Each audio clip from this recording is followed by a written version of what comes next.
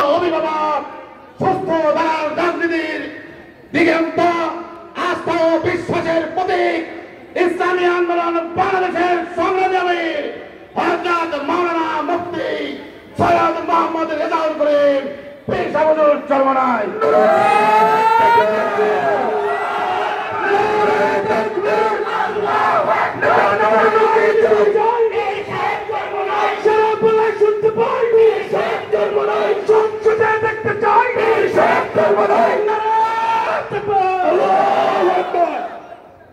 السلام عليكم ورحمة الله وبركاته. الحمد لله وكفى وسلام على عباده الذين اصطفى. أما بعد فأعوذ بالله من الشيطان الرجيم. بسم الله الرحمن الرحيم. ظهر الفساد في البر والبحر بما كسبت أيدي الناس. صدق الله العلي العظيم. সবাই দুরূদ শরীফ পড়ে আল্লাহুম্মা সাল্লি আলা সাইয়্যিদিনা ওয়া নাবিয়িনা ওয়া হাবিবিনা ওয়া মাওলানা মুহাম্মদ সাল্লাল্লাহু আলাইহি ওয়া আলা আলিহি ওয়া আসহাবিহি ওয়া বারাকা সাল্লাম। শুকরিয়া আদায় করতেছি মহান রব্বুল আলামিনের দরবারে। সবাই বলি আলহামদুলিল্লাহ। ইসলামী আন্দোলন বাংলাদেশ টাঙ্গাইল জেলা শাখা কর্তৃক আয়োজিত আজকের সমাবেশের সভাপতি, মঞ্চের কেন্দ্রীয় সম্মানিত প্রেসিডি আমরা এবং কেন্দ্রীয় দায়িত্বশীল, ছাত্র কেন্দ্রীয় দায়িত্বশীল সহ সম্মানিত ওলামায়ে কেরাম, বিভিন্ন পর্যায়ে জেলা, থানা, অন্য অন্য দায়িত্বশীল এবং বিশেষ করে সামনে যারা হয়েছে ইসলাম প্রেমিক, দেশপ্রেমিক আমার ভাইরা, কথা বেশি লম্বা না, সংক্ষেপ বলছি। আলোচনা আমরা শুনতেছিলাম, আল্লাহ কবুল করে আরো শুনব।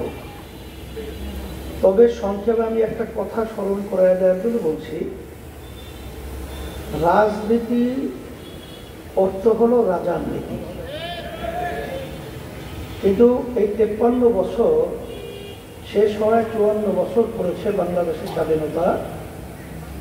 যারা রাজনীতির নামে দেশ পরিচালনা করেছে এদের মাধ্যমে মূলত মানুষের কল্যাণ আমরা দেখি নাই, দেশের কল্যাণ পাই নাই।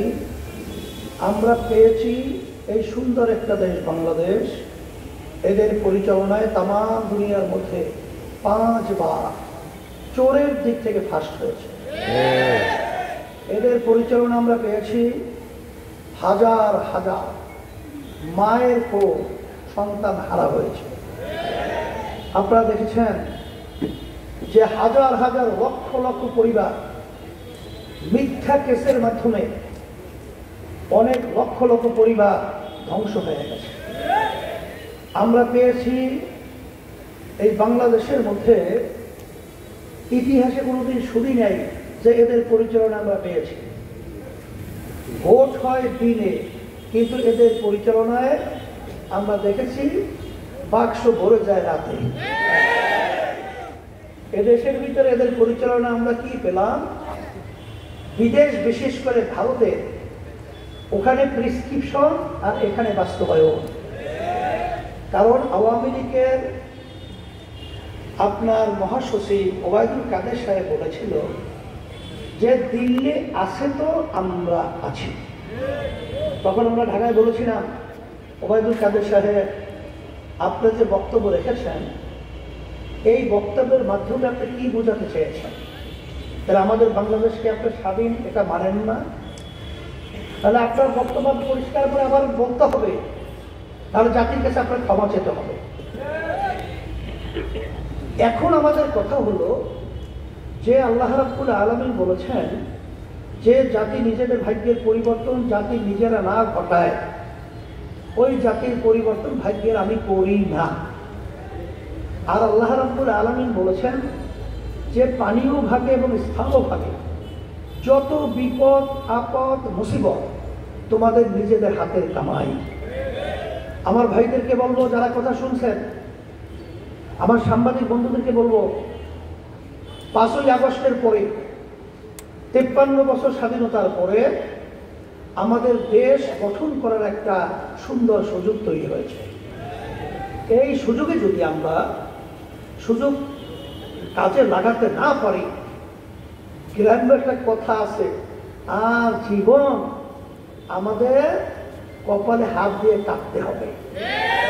এই জন্য আমরা আওয়ামী লীগের শাসন দেখেছি, বিএনপির শাসন দেখেছি, জাতীয় পার্টির শাসন দেখেছি, আরো আদার্স যারা ছিল তাদের শাসন আমরা দেখেছি। কিন্তু ইসলাম আমরা শুনি এবং ইসলাম আমরা মানি। আজকে বাংলাদেশে ৯২ জন মুসলমান ১০০-র মধ্যে, যে দেশের রাজধানী ঢাকাকে বলা হয় মসজিদের নগরী, যে দেশের রাস্তার ঘুরে ঘুরে মসজিদ, মাদ্রাসা, উলামায়ে কেরাম, আযানের শব্দে বাচ্চাদের ঘুম ভেঙে যায়, আযানের শব্দে বাচ্চারা মায়ের কোলে ঘরে যায়, আর সেখানে এত মুসলমান থাকার পরেও আজকে দ্বিতীয় আদর্শ সংসদে বাস্তবায়ন হয়, মানব রচিত লেনিন, কার্ল মার্কস, মাও সেতুং, আব্রাহাম লিঙ্কন, পাশের রাষ্ট্র ভারতের, এটা কখনোই হতে পারে না, হতে দেওয়া যায় না। ইসলামী হবে রাষ্ট্রীয় ক্ষমতায়, তার মাধ্যমে মানুষ দুনিয়াতে শান্তি পাবে, আখিরাতে মুক্তি পাবে। সেই হিসাবে আমি আপনাদেরকে নতুন ভাবে আর কোনো আলোচনা না বাড়িয়ে আমি বর্তমান অন্তর্বর্তী সরকারকে বলবো যে আপনি আজকে ক্ষমতায় আছেন, আর যারা কুমুল চেষ্টা রয়েছেন, আপনারা কিন্তু জনগণের ভোটে সরকার গঠন করেন নাই, আপনারা অভ্যুত্থানের ফসল। আমরা বারবার বলেছি যে স্বাধীনতার পরে এত জনগণের সমর্থন নিয়ে কোনো সরকার দেশ পরিচালনা বিগত দিনে করে নাই। যত সমর্থন আপনাদের প্রতি রয়েছে, তারপরেও আজকে আপনারা বিভিন্ন ক্ষেত্রে এখনো আপনাদের সুন্দর পরিবেশ তৈরি করতে ব্যর্থ হয়েছেন। আপনাদের দুর্বলতা কোথায়? আল্লাহর উপর তাওয়াক্কুল করে বাংলাদেশের বেশিরভাগ মানুষ আপনাদের সহযোগিতা রয়েছে। সেখানে বিতর্কিত নারী নীতি সংস্কার, সেখানে আপনি অন্যান্য কমিশনগুলো, সেখানে প্রস্তাবের পরে রাজনৈতিক দলদের কাছে আলোচনা পর্যালোচনার জন্য দেওয়া হয়েছে, কিন্তু নারী সংস্কার নীতি সে ব্যাপারে কোনো কাউকে না দেখিয়ে গোপনে এটা আপনি পাশ করবেন, আর এটা বাংলাদেশের মানুষ, ওলামায়ে কেরাম এবং ধর্মভীরু তারা মেনে নেবে? এই দুঃস্বপ্ন এবং এই স্বপ্ন আমি কোথা থেকে পেয়েছে?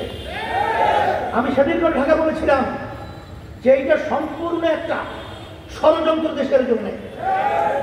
আজকে আপনাদের বিরুদ্ধে একটা ষড়যন্ত্র দাবি, কারণ এত বড় সাহস আজ পর্যন্ত ৫৩ বছর কোন সরকার পায় নাই, এবং যে সংস্কারের জন্য প্রস্তাব করা হয়েছে তাম দুনিয়ার মধ্যে কোথায়ও এরকম নগ্ন, এরকম অমানসিক আর অমানবিক আর ধর্ম বিরোধী এরকম কোন প্রস্তাব, নারী নীতি বলেন যা বলেন, তাম দুনিয়ার কোথাও নাই যেটা তারা দিয়েছে। অচিরে আপনাদের এই প্রস্তাবকে সম্পূর্ণ বাতিল করতে হবে, এবং সাথে সাথে নারী সংস্কারের মাধ্যমে যে আপনারা যে চিন্তা করছেন, সেখানে হক্কানি ওলামায়ে কেরাম এবং দেশপ্রেমিক এবং মানবতা প্রেমিক এই ধরনের লোকদেরকে সংস্কারে আপনার কমিটির ভিতরে আওতাভুক্ত করতে হবে। আর সাথে সাথে আমি যারা বলবো যে এই ৫ই আগস্টের পরে সংস্কার এটাকে গুরুত্ব না দিয়ে শুধু নির্বাচনে আপনি বুলিয়ে ওড়াচ্ছেন। আমরা তাণ্ডব দেখেছি ৫ই আগস্টের পরে এখন পর্যন্ত মা কান্না করছেন, গলা ফাটা চিৎকার করছেন, তাদের কলিজা রক্তে ক্ষরণের চিৎকার আমরা শুনছি, যে আজকে কয়েকদিন পর্যন্ত আমার সন্তান আমাকে মা বলে ডাক দেয় না। এই মায়ের চিৎকার, সেই মায়ের আর্তনাদ, আর আজকে এখনো সেই বুকদের পানি পানি শব্দ এখনো আমাদের কান থেকে যায় নাই। আমাদের সেই আপনারা দেখেছেন, হ্যাঁ, আবু ছাইদ হাত প্রসারিত করে যখন গুলিকে নিয়েছিল বুকে ধারণ করে, সে দৃশ্য আমাদের চোখ থেকে এখনো যায় নাই। আর সেখানে একদল, আমি বলবো এগুলো হলো দেশপ্রেমিক, তো ভালো কথা, এগুলো হলো দেশের শত্রু, মানবতার শত্রু, ইসলামের শত্রু।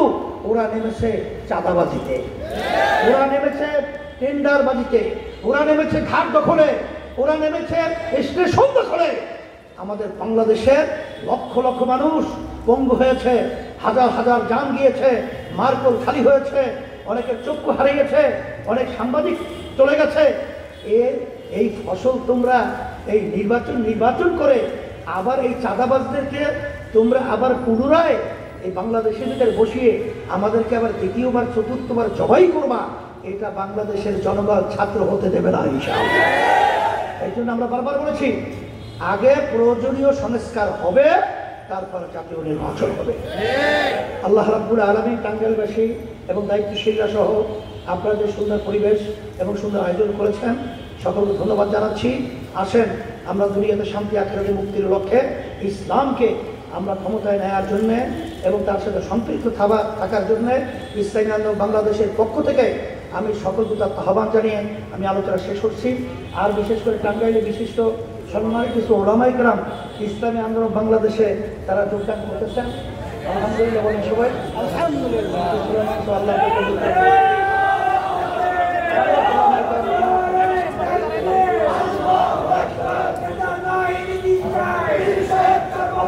আল্লাহ কবুল করে আল্লাহুম্মা আমিন। রব্বানা আতিনা ফিদ দুনিয়া হাসানাহ ওয়া ফিল আখিরাতি হাসানাহ ওয়া কিনা আযাবান নার।